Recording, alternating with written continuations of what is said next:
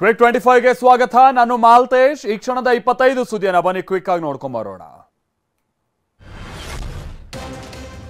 CM ಸ್ಥಾನ ಕೊಡಿ ಅನ್ನೋಕದನ್ ಕಡಲೆಪುರಿನ ಅಂತ ಸಚಿವ ಎಚ್ ಸಿ ಮಹದೇವಪ್ಪ ಪ್ರಶ್ನಿಸಿದ್ದಾರೆ. ಸಿಎಂ ಕುರ್ಚಿಯನ್ನ ಡಿಕೆ ಶಿವಕುಮಾರ್ಗೆ ಬಿಟ್ಕೊಡ್ಬೇಕು ಎಂದ ಚಂದ್ರಶೇಖರ ಸ್ವಾಮೀಜಿ ಹೇಳಿಕೆಗೆ ಕಿಡಿಕಾರಿದ ಮಹದೇವಪ್ಪ, ಬೊಗ್ಸೆ ಎತ್ತಿ ಕೊಡೋದಕ್ಕೆ ಅದೇನ್ ಕಡಲೆಪುರಿನ? ಸಿಎಂ ಸ್ಥಾನ ಅವ್ರಿಗೆ ಕೊಡಿ ಇವ್ರಿಗೆ ಕೊಡಿ ಅನ್ನೋದಕ್ಕಾಗಲ್ಲ ಅಂತ ಹರಿಹಾಯ್ದಿದ್ದಾರೆ. ಹೆಚ್ಚುವರಿ ಡಿಸಿಎಂ ಅಗತ್ಯ ಎಂಬ ಸಚಿವ ರಾಜಣ್ಣ ಹೇಳಿಕೆಗೆ ಕಂದಾಯ ಸಚಿವ ಕೃಷ್ಣ ಬೈರೇಗೌಡ ಪ್ರತಿಕ್ರಿಯಿಸಿದ್ದಾರೆ. ಯಾರಿಗಾದರೂ ಸ್ಥಾನಮಾನ ಬೇಕಿದ್ರೆ ವರಿಷ್ಠರ ಬಳಿ ಕೇಳಬೇಕು, ಮಾಧ್ಯಮದವ್ರ ಮುಂದೆ ಆಸೆ ಹೇಳ್ಕೊಂಡ್ರೆ ಏನ್ ಪ್ರಯೋಜನ ಅಂತ ಪ್ರಶ್ನಿಸಿದ್ದಾರೆ. ನೋಟಿಸ್ ನೀಡಬೇಕಾಗುತ್ತೆ ಎಂಬ ಡಿಕೆ ಹೇಳಿಕೆಗೆ ಗೃಹ ಸಚಿವ ಪರಮೇಶ್ವರ್ ಪ್ರತಿಕ್ರಿಯಿಸಿದ್ದಾರೆ. ನೋಟಿಸ್ ನೀಡೋದು ಕೆಪಿಸಿಸಿ ಅಧ್ಯಕ್ಷರ ವಿವೇಚನೆಗೆ ಬಿಟ್ಟಿದ್ದು, ಅವ್ರು ಹೇಳಿದಾಗ ನಾವೆಲ್ಲ ಕೇಳಲೇಬೇಕಾಗುತ್ತೆ. ಯಾರು ಶಿಸ್ತು ಉಲ್ಲಂಘಿಸಿದ್ದಾರೆ ಅವರನ್ನ ಕರೆದು ಅಧ್ಯಕ್ಷರು ಮಾತನಾಡಬೇಕು, ಬಳಿಕ ನೋಟಿಸ್ ಕೊಡೋದು ಬಿಡೋದು ಅವ್ರಿಗೆ ಬಿಟ್ಟಿದ್ದು ಅಂತ ಅಭಿಪ್ರಾಯಪಟ್ಟಿದ್ದಾರೆ. ಸಿದ್ದರಾಮಯ್ಯನವರನ್ನ ಸಿಎಂ ಆಗಿ ನೇರವಾಗಿ ಪಕ್ಷ ಆಯ್ಕೆ ಮಾಡಿಲ್ಲ, ಶಾಸಕರ ಅಭಿಪ್ರಾಯ ಸಂಗ್ರಹಿಸಿ ಸಿಎಂ ಮಾಡಲಾಗಿದೆ ಅಂತ ಶಾಸಕ ನರೇಂದ್ರ ಸ್ವಾಮಿ ಹೇಳಿದ್ದಾರೆ.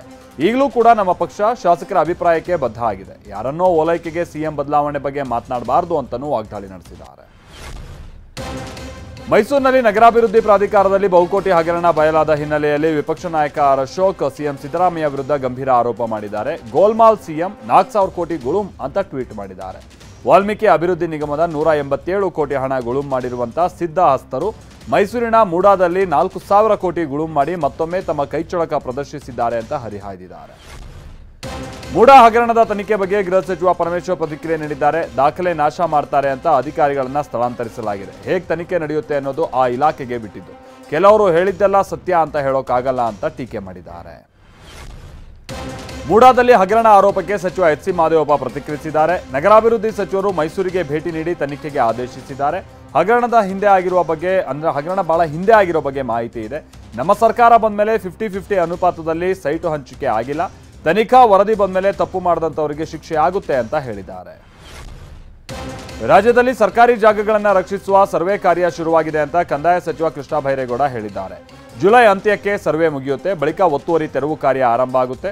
ಒಟ್ಟು 14 ಲಕ್ಷ ಸರ್ಕಾರಿ ಜಾಗ ಇದ್ದು ಎಷ್ಟು ಒತ್ತುವರಿ ಆಗಿದೆ ಅನ್ನೋ ಬಗ್ಗೆ ಸರ್ವೆ ಆರಂಭ ಮಾಡಿದ್ದೀವಿ ಅಂತ ಹೇಳಿದ್ದಾರೆ. ನಾನು ಸದ್ಯಕ್ಕೆ ಪ್ರಜ್ವಲ್ ಭೇಟಿಗೆ ಹೋಗಲ್ಲ ಅಂತ ಶಾಸಕ ಎಚ್ ಡಿ ರೇವಣ್ಣ ಹೇಳಿದ್ದಾರೆ. ನಾನು ಭೇಟಿಗೆ ಹೋದ್ರೆ ರೇವಣ್ಣ ಏನೋ ಹೇಳ್ಕೊಟ್ಟ ಅಂತಾರೆ, ಹಾಗಾಗಿ ನಾನು ಹೋಗಲ್ಲ. ನಿನ್ನೆ ತಾಯಿ ಮಗ ಏನ್ ಮಾತನಾಡಿದಾರೋ ನನ್ಗೆ ಗೊತ್ತಿಲ್ಲ, ಕೇಳೋಕ್ಕೂ ಹೋಗಿಲ್ಲ ಅಂತ ಹೇಳಿದ್ದಾರೆ. ಸೂರಜ್ ರೇವಣ್ಣ ಮಹಾನ್ ದೈವ ಭಕ್ತ ಅಂತ ಶಾಸಕ ಎಚ್ ಡಿ ರೇವಣ್ಣ ಹೇಳಿದ್ದಾರೆ. ರಾಜರಾಜೇಶ್ವರಿ ಚಾಮುಂಡೇಶ್ವರಿ ಒಳ್ಳೇದನ್ನು ಮಾಡ್ತಾರೆ, ಸೂರಜ್ ಆದಷ್ಟು ಬೇಗ ಹೊರಬರ್ತಾರೆ ಅನ್ನೋ ನಂಬಿಕೆ ಇದೆ, ಎಲ್ಲವೂ ನ್ಯಾಯಾಲಯದ ಮುಂದೆ ಇದೆ ಅಂತ ಹೇಳಿದ್ದಾರೆ. ದೇವೇಗೌಡರು 1 ತಿಂಗಳಿಂದ ಸಹಜವಾಗಿ ನೋವಿನಲ್ಲಿದ್ದು ಎಲ್ಲದಕ್ಕೂ ಕಾಲ ಉತ್ತರಿಸುತ್ತೆ ಅಂತ ಶಾಸಕ ಎಚ್ ಡಿ ರೇವಣ್ಣ ಹೇಳಿದ್ದಾರೆ. ನಾನು ಯಾವತ್ತೂ ಯಾವುದಕ್ಕೂ ಎದೆಗುಂದೋದಿಲ್ಲ, ಇಂಥವನ್ನೆಲ್ಲ ಬಹಳ ನೋಡಿದ್ದೀನಿ ಅಂತಾನೂ ಹೇಳಿದ್ದಾರೆ. ಮಂಡ್ಯ ಬೇಬಿ ಬೆಟ್ಟದಲ್ಲಿ ಟ್ರಯಲ್ ಬ್ಲಾಸ್ಟ್ ವಿರೋಧಿಸಿ ರೈತ ಸಂಘದ ಕಾರ್ಯಕರ್ತರು ಕೆಆರ್ಎಸ್ನಲ್ಲಿ ಬೀದಿಗಿಳಿದಿದ್ದಾರೆ. ಕಲ್ಲು ಗಣಿಗಾರಿಕೆಯಿಂದ ಕೆಆರ್ಎಸ್ ಡ್ಯಾಂಗೆ ಅಪಾಯ ಇದೆ ಅಂತ ಆಕ್ರೋಶ ಹೊರಹಾಕಿದ್ದಾರೆ. ಮಂಗಳೂರಿನಲ್ಲಿ ಮಳೆ ನಿಂತರೂ ಅವಾಂತರಗಳು ಮಾತ್ರ ತಪ್ತಾ ಇಲ್ಲ. ರಾಜಕಾಲುವೆ ತಡೆಗೋಡೆ ಕುಸಿದು ಡಾಂಬರ್ ರಸ್ತೆ ಬಿರುಕು ಬಿಟ್ಟಿದ್ದು ರಸ್ತೆ ಸಂಪೂರ್ಣ ಬಂದ್ ಆಗಿದೆ. ಕೊಟ್ಟಾರ ಬಳಿಯ ಬಾಂಗ್ರಾ ಕೂಳೂರು ಬಳಿ ಘಟನೆ ನಡೆದಿದೆ. ಜೈಲಿನಲ್ಲಿರುವ ನಟ ದರ್ಶನ್ಗೆ ವಿಶೇಷ ಸೌಲಭ್ಯ ಕಲ್ಪಿಸಿಲ್ಲ ಅಂತ ಗೃಹ ಸಚಿವ ಡಾಕ್ಟರ್ ಜಿ ಪರಮೇಶ್ವರ್ ಸ್ಪಷ್ಟಪಡಿಸಿದ್ದಾರೆ. ಜೈಲಿನ ಒಳಗೂ ಬಿರಿಯಾನಿಯನ್ನು ಕೊಡ್ತಾ ಇಲ್ಲ, ಬೇಕಾದ್ರೆ ನನ್ನ ಜೊತೆ ಬನ್ನಿ ಕರ್ಕೊಂಡೋಗಿ ತೋರಿಸ್ತೀನಿ ಅಂತ ಹೇಳಿದ್ದಾರೆ. ಲಿಪ್ಸ್ಟಿಕ್ ಹಚ್ಕೊಳ್ಳೋದಕ್ಕೆ ಪವಿತ್ರ ಗೌಡಗೆ ಮಹಿಳಾ ಪಿಎಸ್ಐ ಅವಕಾಶ ನೀಡಿದ ಬಗ್ಗೆ ಬೆಂಗಳೂರು ಪೊಲೀಸ್ ಆಯುಕ್ತ ಬಿ ದಯಾನಂದ್ ಪ್ರತಿಕ್ರಿಯಿಸಿದ್ದಾರೆ. ಇದು ಕಾನೂನು ಉಲ್ಲಂಘನೆಯೋ ಅಲ್ಲವೋ ಅನ್ನೋ ಪ್ರಶ್ನೆ ಬರೋದಿಲ್ಲ, ಆದರೆ ಪೊಲೀಸ್ ಇಲಾಖೆಯಲ್ಲಿ ಶಿಸ್ತು ಕ್ರಮ ತೆಗೆದುಕೊಳ್ತಾ ಇದ್ದೀವಿ ಅಂತ ಹೇಳಿದ್ದಾರೆ. ಕೋಲಾರ ಜಿಲ್ಲೆಯಲ್ಲಿ ಶ್ರೀಗಂಧದ ಮರ ಕಳವಿಗೆ ಬಂದಿದ್ದ ಖದೀಮರ ಮೇಲೆ ಫೈರಿಂಗ್ ನಡೆದಿದೆ. ಮುಳಬಾಗಿಲು ತಾಲೂಕಿನ ಕಾಶಿಪುರ ಅರಣ್ಯ ಪ್ರದೇಶದಲ್ಲಿ ಘಟನೆ ನಡೆದಿದೆ. ತಾಯಲೂರು ಗ್ರಾಮದ ನಿವಾಸಿ ಭತ್ಯಪ್ಪ ಕಾಲಿಗೆ ಗುಂಡೇಟು ಬಿದ್ದಿದ್ದು ಮತ್ತೋರ್ವ ಗಾಯಗೊಂಡು ಪರಾರಿಯಾಗಿರೋ ಶಂಕೆ ವ್ಯಕ್ತವಾಗಿದೆ. ಚಿಕ್ಕಮಗಳೂರಿನಲ್ಲಿ 509 ಡೆಂಗಿ ಪ್ರಕರಣಗಳು ದೃಢಪಟ್ಟಿವೆ. ದಿನದಿಂದ ದಿನಕ್ಕೆ ಡೆಂಗ್ಯೂ ಪ್ರಕರಣಗಳು ಹೆಚ್ಚಾಗ್ತಾ ಇದ್ರು. ನಗರಸಭೆ ಜಿಲ್ಲಾಡಳಿತ ಕ್ರಮ ತೆಗೆದುಕೊಳ್ತಾ ಇಲ್ಲ.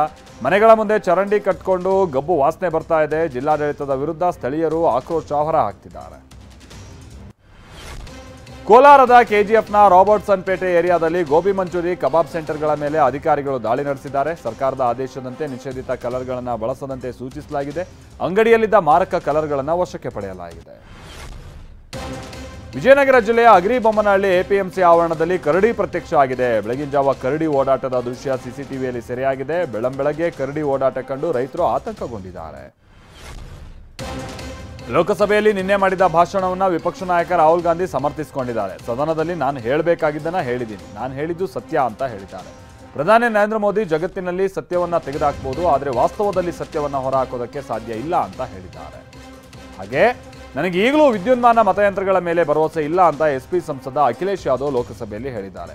ಒಬ್ಬ ವ್ಯಕ್ತಿಯ ಇಚ್ಛೆ, ವೈಯಕ್ತಿಕ ಮಹತ್ವಾಕಾಂಕ್ಷೆಯಿಂದ ದೇಶ ಎಂದೂ ನಡೆಯೋದಿಲ್ಲ ಎಂದಿರುವಂತ ಯಾದವ್ ಸಂವಿಧಾನವೇ ಸಂಜೀವಿನಿ ಅಂತಾನೂ ಹೇಳಿದ್ದಾರೆ.